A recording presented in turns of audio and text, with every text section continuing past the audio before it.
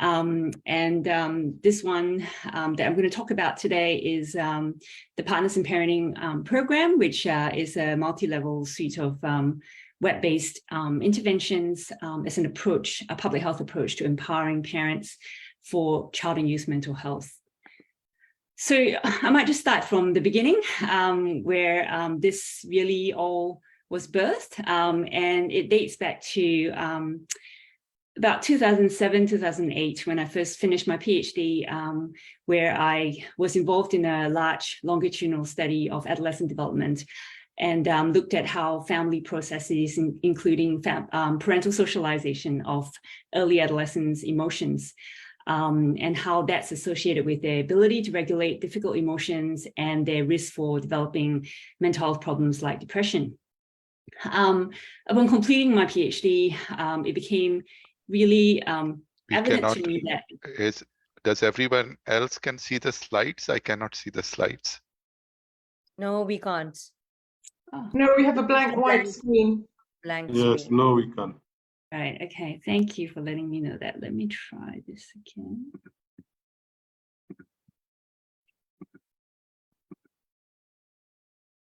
What about now? Yes. Yes. Thank you. Okay, thanks for letting me. Okay, great. So I haven't missed much, we're still in the first slide. So it became evident that early in my research career that there's so much research that's already been conducted, and my PhD only just added a tiny bit into the ocean, it felt like, of research that has shown how important parents are in child and adolescent well-being and mental health. And yet, when I looked into kind of general resources for parents out in the community, it was also quite apparent that a lot of the resources out there in the community were not based on the research evidence that was building up quite a lot out there in the field. So it became, I had this very compelling conviction that, you know, if nobody is translating this evidence base for parents to access in a way that they can understand and hopefully benefit from it, and their children benefit from it, then maybe I'll make a start and contribute that little bit to it. So that then kind of took me down a slightly different track in my career, and really wanted to go into translating research into accessible resources for parents. So being a researcher, I started with the research evidence, and as what most of us would do, we conducted systematic reviews and meta-analyses of what the evidence has already shown in published literature. So this is one that we published in 2014, looking at modifiable parental factors that are associated with adolescent depression and anxiety. So the key findings were there were 4 parental factors that were associated with increased risk in adolescent depression and anxiety. So kind of transdiagnostic factors, and you know, for those of us who are in this field, it wouldn't surprise us: lower levels of parental warmth, higher levels of interparental conflict, over-involvement, overprotective behaviors from parents, as well as higher levels of aversiveness, which include, you know, parental criticism of their children, as well as parent-teen conflict in the home environment. Those were all associated with increased risk of both depression as well as anxiety. In addition, there were 2 other factors that also emerged as predicting adolescent depression specifically, not anxiety, because there's actually a lot less literature on parental factors predicting child and youth anxiety to date still. So those 2 factors for depression specifically were lower levels of autonomy granting, as well as lower levels of monitoring, which were simply defined as whether parents know where their teen is at, what they're doing, and who they're with when they're not at home or with the family. So it was all well and good. We know what the evidence says. It's all synthesized in the published systematic review and meta-analysis. But what does it actually mean in practical terms? So, for example, as we all know, we do all our fancy research. We try to publish them in academic journals and outlets, and most of it is published in forms and languages, jargonistic language that parents in the general community would never access or read. And what's worse is that some of the literature, the evidence that we publish in academic journals could actually be quite confusing. So, for example, by telling parents that there's a sound research evidence base showing that being over-involved in your teenagers' lives will increase their risk of depression and anxiety, but telling parents not to be overly involved doesn't really help, because what is involved versus overly involved. So it's actually quite a tough balancing act, that we expect parents to be able to do. So what we then endeavored to do is to try to translate this evidence into more palatable and actionable strategies that parents can actually understand and hopefully apply in their own day-to-day lives. And we used the Delphi methodology for this. So for those of you who are not familiar with the Delphi methodology, it's one form of obtaining consensus on issues that might not have clear evidence to guide, as well as to kind of to assist with identifying expert consensus, more broadly speaking, that is superior to just one or two experts' opinions, for example. So what we did was we did a fairly comprehensive search, jumping into Google across 5 different sites, and looked for, typed in keywords that we think parents would type in if they were searching for some guidance about what they can do as parents to, support their child's mental health, prevent depression, anxiety, and so on in their teenagers. So we identified just over 400 unique recommendations out there in the literature. This is the gray literature and publicly accessible online resources. We then recruited 23 international experts in parenting and child and youth mental health, and asked them to rate the importance of each of those recommendations. So of the 402 recommendations we found, 190 of them were endorsed by at least 90% of our panel as being important or essential for parents to do if they want to reduce their teenagers' risk of depression and anxiety. So using the findings from the systematic review and Delphi study, we then published what these are, which are parenting guidelines for the reduction of depression, anxiety, risk and impact in teenagers. Using similar methodology, we also published parallel guidelines for parents of younger kids, so primary school age children, age 5 to 11. And again, another set of guidelines which are around adolescent alcohol use and what parents can do to reduce their teenagers' risk of the harms associated with that. So it's so we've kind of gone through the translation process of research evidence into actionable strategies, but all we ended up with is a set of text guidelines. And we know that most people don't read text-based documents or engage in them very well. And we know even as clinicians, clinical guidelines are often neglected unless, something goes wrong or we need to check something for a very specific reason. So we wanted to find a way to help parents to make the guidelines and recommendations more engaging and appealing to parents to engage with.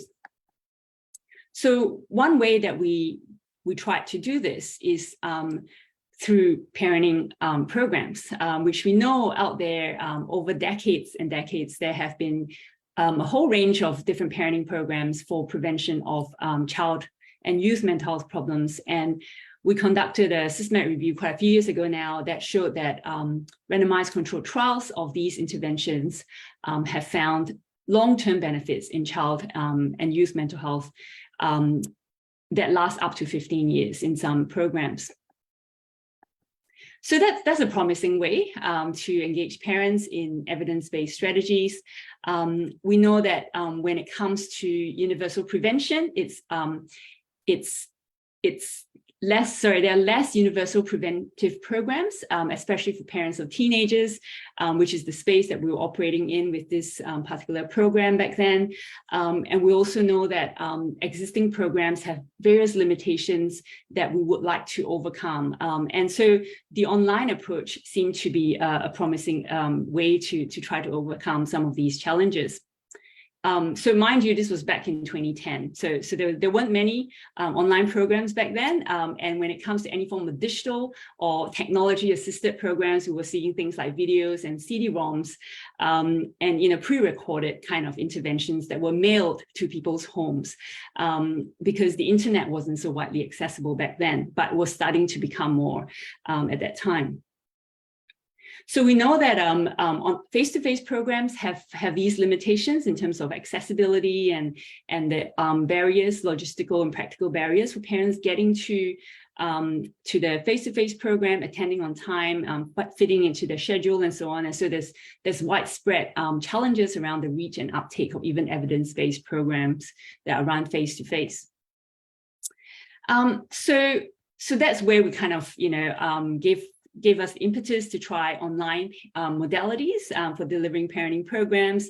We knew from the emerging literature back then in 2010 that there were favorable factors like anonymity, flexibility, and accessibility of online modalities. There was arguments that implementation fidelity is essentially guaranteed because it's computerized. And there were forms of programming and software that allowed branched programming that hence, it doesn't just give you a standardized program for everyone, but allows tailoring to each user's needs and interests. And of course, when we think about, cost effectiveness and, at the cost per individual that could benefit from it, online modalities offer the potential for scalability and sustainability. And even back then, there was already emerging evidence that online programs alone would only go that far with engaging. But then when you have some form of one-on-one or personal contact with someone else, whether it's an administrative supporter or a clinical supporter, like a clinician, the literature was clear that with online programs, the personal touch does make a difference in terms of enhancing engagement as well as intervention effects. So that was all the backdrop of when we developed our program. So the way we went about doing this included recruiting a group of parents that we referred to as our reference group, because we went back to them multiple times. We also conducted focus groups with adolescents in high schools to get their thoughts and their insights into some of the recommendations we were making to parents, and also use some of the insights, incorporating them into the intervention. We also developed a parental self-assessment scale that essentially asks parents to reflect on how they are doing relative to what the parenting guidelines are recommending, which I mentioned earlier. So these are the guidelines based on research evidence and endorsed by international experts as what parents should do to reduce their child's risk. So the parents' responses to the self-assessment scale are then fed into the programming of an automatically tailored feedback report for parents that highlights to them their strengths as well as areas that they can further develop. And then they are offered a web-based parenting program that have interactive modules, giving them kind of step-by-step examples and applications and problem-solving tips for applying the evidence-based recommendations. So in the interest of time, I'm just going to skip through some of these so that we can talk about the later bits. So just pardon me. So the self-assessment scale, as I mentioned there, covers a range of domains. And these are the domains that the parenting guidelines covers. So they touch on the more common topics, on parenting, such as, connecting with your child, communication, autonomy granting, family rules, and conflict within the home. And we'll also cover somewhat less common topics like health habits, how to encourage your child to have a good nutritional habit, physical activity, sleep, and the use of alcohol, drugs, and so on. So the feedback report, as I said, is automatically produced to for parents upon them submitting their responses to the self-assessment scale. And then there's a web-based program that parents can then dive into, and it comprises up to 9 modules that they can choose from. And a series of modules are recommended to them, again, based on the responses to the self-assessment scale. So each module is fairly brief, takes about 15 to 20 minutes for most parents to complete, depending on how they choose to engage with the activities. And the modules are timed to release 1 per week, although parents can dive into modules more quickly if they wish to. So here are some screenshots of one of our versions of the program. And so all parents have to do is provide an email address and create a password to create their own account. They then register, provide some information about themselves, which we then use to tailor the self-assessment scale as well as the feedback report to them. So for example, here, these survey questions are tailored to the child's name, and we've named the child Claire in this instance. And then they get this tailored feedback report, as I mentioned, that steps them through each of the 9 domains of the scale. And when they click on the topic heading, it drops down to provide specific feedback for the parent about how they're currently doing, and specific ideas and suggestions for what else they could do to build that aspect of their parenting. They can also access a copy of this for future reference. And then they get to start their online program. So as each of these cards on the dashboard, it's a personalized dashboard for each parent, and each of these cards represent a module in the online program. So the program is an adaptive website, so you can use it on a large screen like a desktop, on a phone, as well as on tablets, and it just adapts to the size of your screen. It has a range of different activities and interactive formats, and has an end of module goal setting exercise, which offers parents the opportunity to pick a goal that they would like to achieve in the coming week before they undertake their next module. And really, it's kind of like, it's akin to homework in cognitive behavior therapy, where it encourages the parent to apply something that they have learned from that module. The module also has videos that shows scenarios, interactive scenarios between parents and teens, and talks about, aspects of a parent's behavior that, can be helpful or not so helpful in responding to their child's emotions and so on. At the end of every module, we also have a quiz, which really is not really a test of knowledge as such, but really an opportunity to highlight the key messages in that module and to consolidate knowledge of those. And when parents respond to the quiz questions, they get immediate feedback just to reinforce the key messages again. So some of the evaluations that we've done of our program, which, as I've mentioned, is a multi-level approach. So first of all, at the very first level is the set of guidelines that I referred to earlier that anyone can access universally. With step 2 or level 2, that's where if a parent they prefer not to just read a set of general guidelines, but they want the guidelines to be personalized to them. That's level 2, where they complete the self-assessment scale and they get the personalized feedback, single session psychoeducation intervention, so to speak. With level 3, that's where they have the full interactive online experience with the modules that I just showed you. And then with level 4, it's essentially the online modules that I mentioned with the feedback report, but there's also one-on-one coaching that the parent can receive from a trained clinician to help them to further troubleshoot concerns that they might have, or any challenges that they foresee trying to implement the recommendations in the online modules. So as you can see from the bottom there, in this model, we propose that when it comes to universal prevention, when the young person's mental health is still functioning well, or the parent has high levels of confidence and competencies or skills in their parenting, the lower levels of the intervention would be quite appropriate for them. But as the challenges increase, both at the parent level or the child level, we anticipate that parents would benefit more from having more intensive support, including with a trained clinician. So with the various evaluations that we've conducted of the general guidelines, we found that the vast majority of parents who accessed the guidelines reported that they attempted to make at least some change in their parenting as a very kind of brief intervention.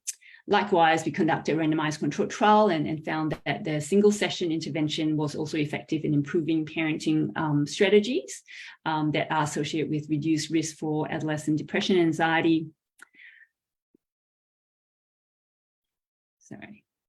And then with level 3, we again conducted a separate randomized controlled trial and found promising effects, both in terms of the parenting changes, parental self-efficacy improvements, as well as at a 12-month follow-up, changes in parenting mediating improvements in adolescent depression symptoms. So with level 4, which is the therapy-supported version of the program, we conducted a single-arm trial and found that also had promising effects on a whole range of different outcomes, from parenting skills and behaviors, self-efficacy to parental distress. These are for parents who are supporting a young person who has clinical level mental health problems, as well as improvements in parent-teen attachment. So kind of going full circle, we've gone from recognizing the problem, identifying the risks and protective factors, developing the intervention, testing the intervention, and then trying to disseminate the interventions. And as already mentioned earlier, so I'm just going to skip through these, we are already rolling out a couple of our programs nationally and are looking at conducting further research to see how we can better reach some of the underserved populations with our interventions as well. And one of the latest things that we're developing is adding a new level to our multi-level approach, where we are training a peer workforce to deliver the coaching for parents so that there's not total reliance on clinicians only. So a whole range of challenges and opportunities. We know that prevention and early intervention are paramount given the huge burden of adolescent mental health problems globally. Evidence has shown that it does have promising effects when the interventions are directed at young people, but there's longer term benefits with parenting interventions that are yet to be tapped fully. As alluded to, there still remains lots of challenges around uptake and reach, as well as the sustainability of these programs, which is, again, one of the things that we're looking at, which includes embedding the interventions into existing settings like health services, parenting websites that are widely trusted and have huge amounts of traffic from the general population of parents, and looking for ways to get the interventions to where parents are at. And I think I'll leave it there. Thank you. Thank you very much, Marie. That's a very, very efficient presentation and very interesting. And